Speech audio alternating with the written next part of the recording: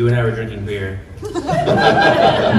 That's how a lot of things start around here. No, last year when we were working on Dark Crisis, we started talking about what this summer was going to be, and we knew we were putting together Dawn in DC.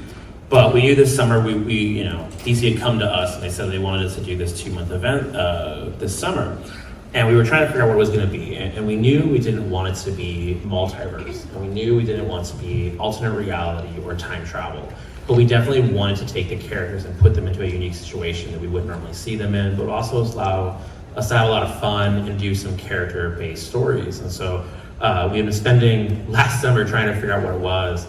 And I was driving to meet you to get pizza, and suddenly, and Ben and I are both really big fans of Nightmare on Elm Street, and so I was driving, and suddenly I was like, oh, it's Nightmare on DC Street, and I was like, oh, okay, I see it now, Nightmares, and I remember I sat down at the table with you, and I was like, I got it, Nightmares, and you were like, yes, and we sort of started talking about the things that we love about DC, and why we think that DC and horror go so well together. You look at things like Deceased that Ben worked on, and I've always been a big fan of horror, and for years I've been wanting to get more horror stuff into DC. I've done a lot of horror books.